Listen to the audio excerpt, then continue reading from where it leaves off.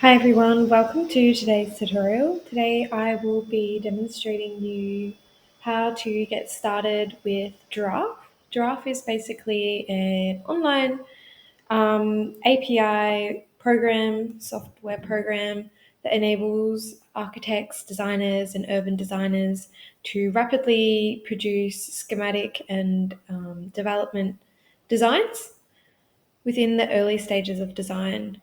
And it also shows you the analytics and data that comes with a design, which speeds up the process as well as enabling collaboration and other great workflows. So let's get started.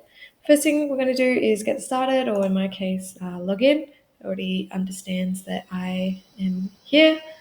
And once you're logged in, it will take you to this sort of map looking thing.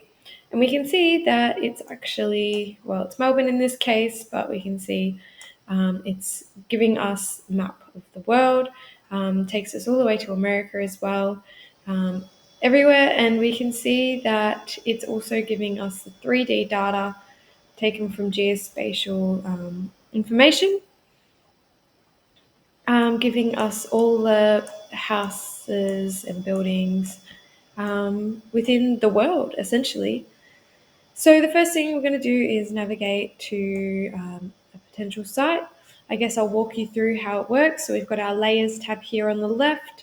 Down the bottom we have our views to 2D here, as well as this controls our layers and then our modeling features down the bottom. And we've also got along the side our data. Obviously there's no data because we haven't started modeling. So let's get to it. And let's hypothetically say that we have been assigned this here site here in Docklands. And we want to build by the water. And so the first thing we're going to do is create a boundary. And at the top here, you'll see draw boundary to save project. And so we're just going to do this. You also have the ability to import your own boundary from a CAD model if that's what you would like. And you can do that by going data layer, my layers, and then going create your own and adding it in that way. As well as coming up the top here, going layers and then going add to project. So the first thing we're going to do, is click done once we're happy with our boundary. That looks good. And now we will start building within. And so let's just go down the bottom here to our building features. And this here hosts an array of different building types that then we can start to model with. So let's say that we're wanting to create a community building and we want it to go like this. This wide. And potentially we want it to poke out in certain points. So let's do that by clicking on these nodes here that come up. And then if we want to pull parts out, we can just simply push and pull using this method here. And we might want to angle that. And then we might want to pull that out a bit. And we can see that it's very, very simple to start to model with. And let's say that we want to make this 2 levels, get the C view and go to 3D view. And we can look around us and see, okay, what else do we want to model in the wharf here? And let's say that potentially, let's say that we then want to have a part of that top stick out. So what you do is you can copy. So you just go Control C, and Control V that, which will then paste it.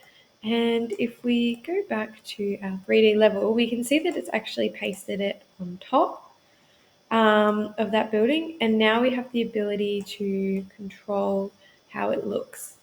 Now let's say that we then pull this out like that. As we can see, there's a part sticking out. And now we can see on the side here, it's automatically picked up that our building is over the site boundary, and that we can't build there. So we'll put that back in. There we go. It's gone away, and now our building's only protruding out a little bit. And let's say keep that as it is. Perfect. Now that's how you start to model. It starts throwing out some of the data.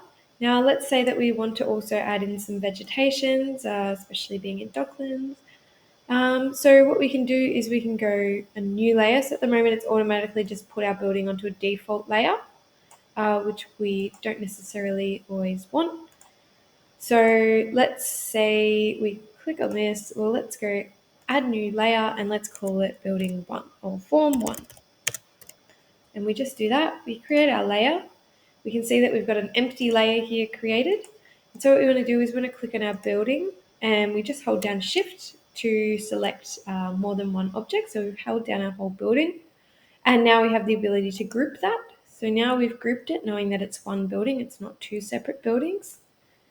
And then what we can do is we can either go up to our properties panel and we can click here, and at the moment we see that it's in the default layer and we just change that layer to form.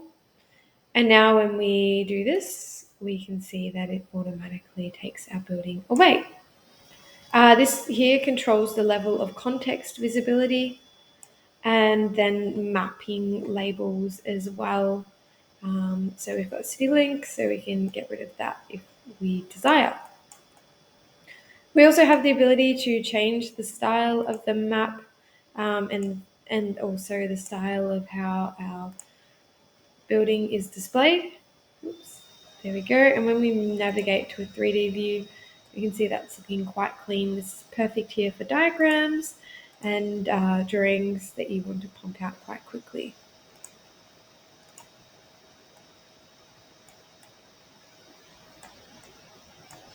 Okay, so the next thing we will do now is I'll quickly show you how to navigate back to that and add in, let's say that we want to add in some vegetations. So we'll just add a new layer.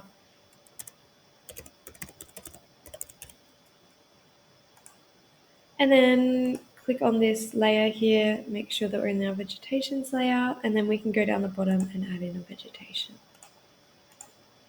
And we've just added in a tree, and now we can see that it's starting to understand the percentage of vegetation. Let's say maybe we want to create a little bit more vegetation. What we can do is we can create a park with trees. Maybe we'll do that. Oh, drag this boundary out like so, and navigate back to 3D view. And with that, we then have the ability to control how many trees are being displayed and so on. I also get to control the tree size. We say we're wanting smaller trees or larger trees. We have the ability to do that as well.